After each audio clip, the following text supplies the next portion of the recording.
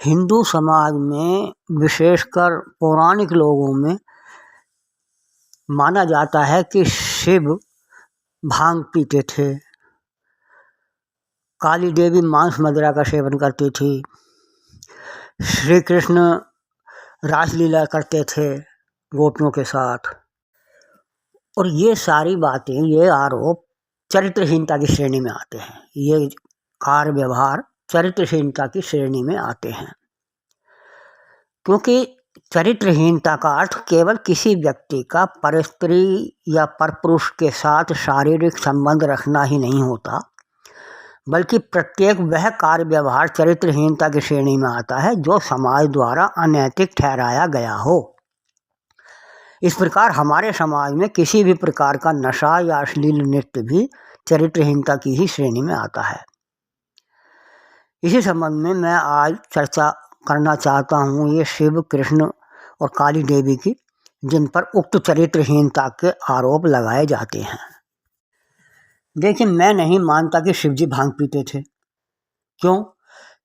क्योंकि उन्हें कैलाश निवासी माना जाता है और कैलाश पर तो भांग पैदा ही नहीं होती।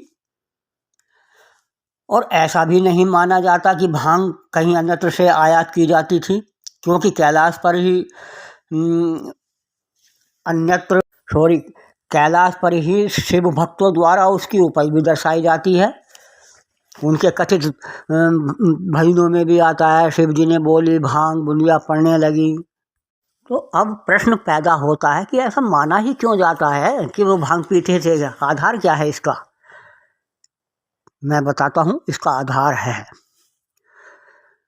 हालांकि वैसे तो मानने वालों की इच्छा पर निर्भर करता है कि वे क्या मानते हैं, लेकिन मैं मानता हूँ कि कुछ लोग अपने स्वभाव, अपनी आदत को सही या उचित ठहराने के प्रयास में इस तरह की कहानियाँ गढ़ लिया करते हैं।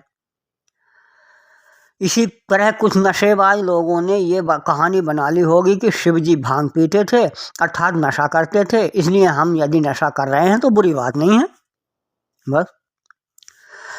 और इसी प्रकार हो सकता है कि कुछ अनुचित चरित्र वालों ने यह भी कहानी बना ली हो कि कृष्ण गोपियों के साथ रासलीला क्या करते थे। यद्यपि रासलीला का शब्दार्थ तो प्रेम पूर्वक या भव्य नृत्य होता है, किंतु ये कृष्ण पर रासलीला करने का आरोप लगाने वाले लोग गोपियों को कृष्ण की आधुनिक प्रेमिकाओं की तरह प्रस्तुत करते हैं, जो गलत है। भाई, कृष्ण तो छोटी सी अवस्था में ही वृंदावन से मथुरा चले गए थे। इस तरह कृष्ण का गोपियों के साथ आधुनिक प्रेमी प्रेमिकाओं की तरह नृत्य करना संभव ही नहीं है।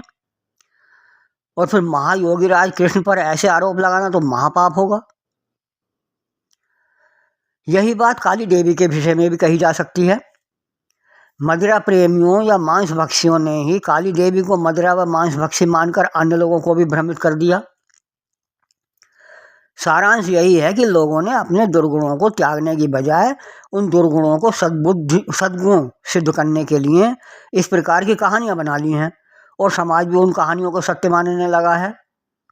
बल्कि यह कहना भी अतिशयोक्ति नहीं होगी कि समाज में आज बहुमत भी इन झूठी कहानियों को सत्य मानने वालों का ही है।